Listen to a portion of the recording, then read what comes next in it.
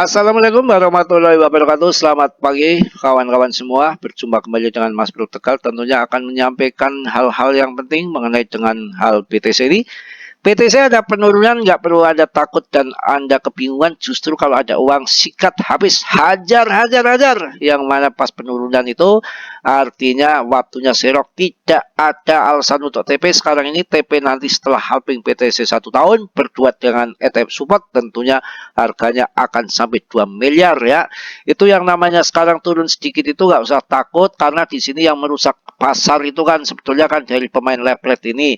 Bandar itu sudah membaca data ada semua pada dia, yang mana yang namanya bandar itu dananya kuat. Seandainya banyak yang pasang leverage atas karena dengan dorongan ETF support dengan berita yang disetujui hari ini yang akan diperdagangkan dimulai hari ini. Tapi kan di sini ini kan pagi, nanti kalau US kan nanti malam ya, berarti ya mulai diperdagangkan, maka harganya akan loncat. Tapi hajar dulu ya, meliquid dulu yang bermain leverage ya.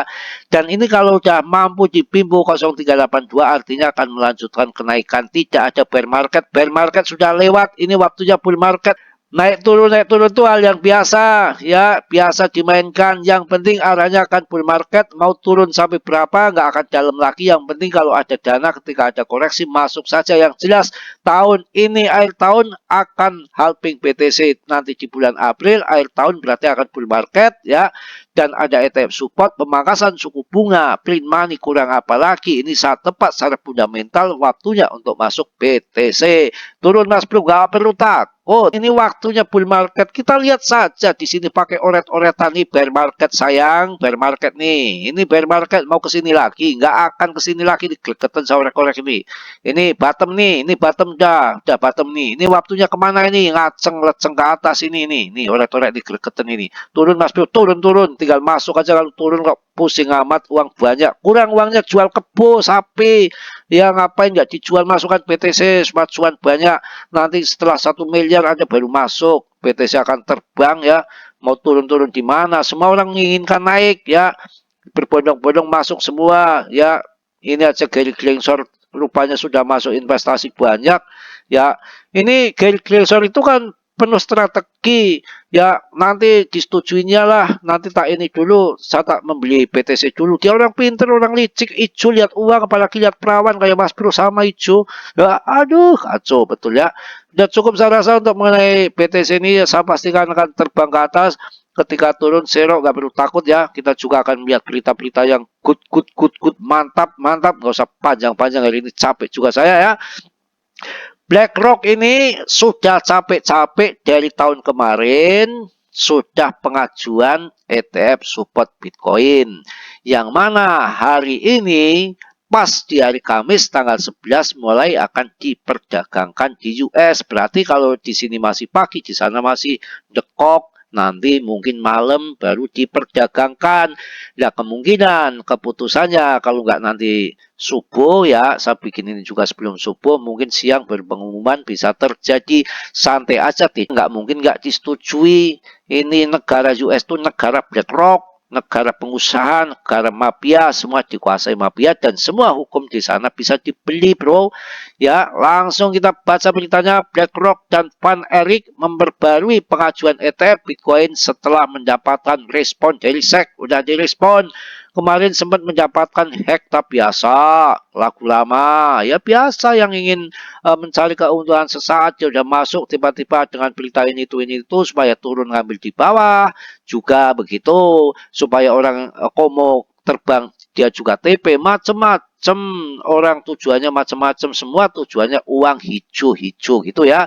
Jadi sektor kripto kembali mendapatkan sorotan dengan inisiatif terbaru dari BlackRock dan Van Erik yang mengajukan revisi pada formulir S-1 untuk ETF Bitcoin berbasis spot. Ini yang namanya sudah final ya, sudah jos, tinggal ketok palu selesai S-1, paham ya, ngerti? Tindakan ini merupakan reaksi terhadap komentar terkini dari Sekuritas and Exchange Commission ataupun SEC yang memberikan sinyal bahwa persetujuan untuk ETF Bitcoin berbasis spot mungkin sudah diambang pintu. Ini merupakan kabar yang sangat dinanti oleh para investor dan penggemar kripto. Wow, mantap jaya tentunya ya. Dua entitas investasi terkemuka BlackRock dan Van Erik telah memperbarui formulir S-1 mereka sebagai tanggapan atas masukan dari SEC yang berkaitan dengan aspek teknis yang tidak dianggap akan menghalangi proses aplikasi. Yang minta aja SEC, ya artinya esek dengan amplop yang bertubi-tubi, kok bertubi-tubi, yang menumpuk-numpuk, yang banyak ya. Kalau nanti bolak-balik direvisi, amplopnya juga akan bolak-balik sambil Gary Gensler mendapatkan amplop itu dan dilarikan ke BTC. Sebelum dia setujui sendiri, dia udah punya BTC banyak. Itu bisa dibaca dengan batin saya di sini. Orang licik itu udah ketahuan, kelicikannya tahu saya. Ya, kalau nanti udah kenyang, udah banyak, udah punya BTC banyak, Gary Genslernya baru ketok palu. Ya, itu yang namanya udang di balik batu.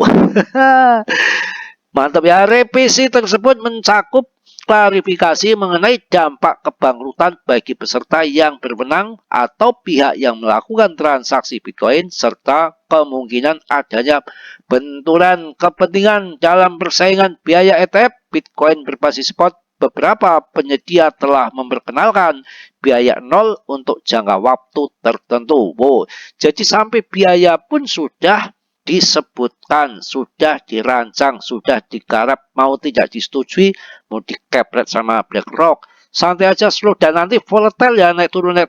Yang penting yang paling support aman karena arahnya tetap akan terbang. Itu yang naik turun itu untuk menjemput pemain judi lepret tinggi, di liquid dia ya, yang data yang pegang dia mau apa lagi ya.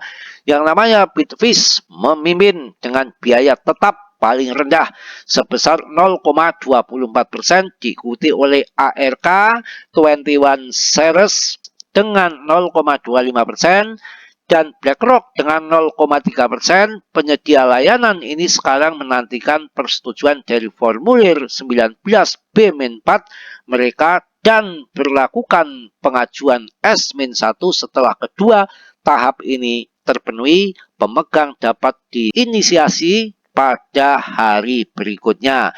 Jadi sudah dirancang sedemikian rupa mengenai dengan biaya-biayanya, kok sampai nanti ditolak gak disetujui ya itu sangat tidak mungkin, tidak realistis ya. Ingin dikepret sama BlackRock yang kedua kalinya, sudah botak dikepret tambah habis. Tuh, ngerti ya?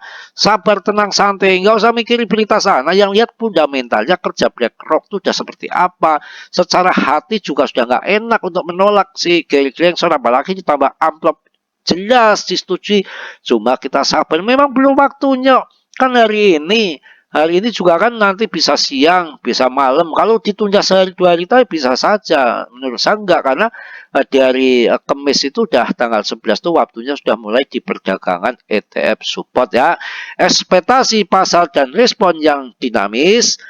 Ekspektasi pasar terhadap persetujuan ETF Bitcoin berbasis spot sangat tinggi yang tercermin dari respon cepat BlackRock dan Van Erik dalam memperbarui formulir S-1 mereka. Analis ETF dari Bloomberg, Eric Balkunas menekankan bahwa interval 24 jam antara pengajuan tanggapan dan pengajuan kembali menunjukkan keinginan kuat dari semua pihak yang terlibat untuk segera memulai proses ini.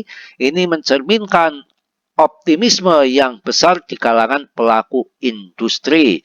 Berita ini juga mendapat sambutan hangat dari komunitas kripto yang menganggap persetujuan ETF Bitcoin berbasis spot sebagai langkah maju dalam penerimaan kripto oleh institusi keuangan konvensional. Dengan adanya ETF Bitcoin berbasis spot, investor akan mendapatkan akses yang lebih mudah, mendapatkan akses yang lebih terorganisir dan mudah untuk berinvestasi dalam Bitcoin yang diharapkan dapat meningkatkan likuiditas dan stabilitas di pasar kripto. Saya rasa sudah cukup, yang mana BTC ini akan berpotensi 200.000 US dollar, yang mana diperkirakan nilai rupiahnya itu sampai 3,2 miliar ya. Mudah-mudahan akan terjadi, akan menjadi fakta dan nyata supaya Anda cuan semua, kaya semua, karena ada prospek cerah dari ETF Bitcoin berbasis spot membawa angin segar bagi investor. Sebagai contoh, El Salvador telah memperoleh keuntungan sekitar 13 juta US dollar dari investasi mereka di Bitcoin menjelang persetujuan ETF. Ini menandakan potensi keuntungan yang dapat diraih oleh negara-negara dan investor yang berani mengambil risiko di pasar kripto. Mantap sekali. Pasar ini sekarang lagi hahaha hihi.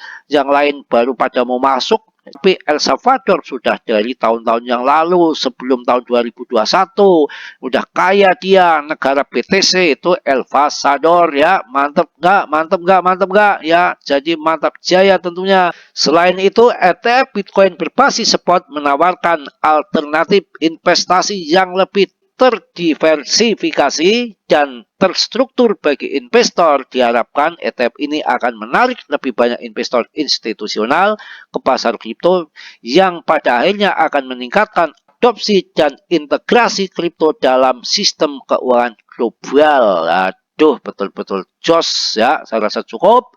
Yang positifnya Anda ambil, yang buruknya Anda tendang. Ini saatnya masuk investasi BTC, mau turun mau jungkir balik, yang penting arahnya udah terbang dan targetnya dijual di akhir tahun ini, tahun 2024, pas bull market, pas halving BTC usai 1 tahun, itu menjadi bull market dan kita akan kaya cuan dari BTC ya.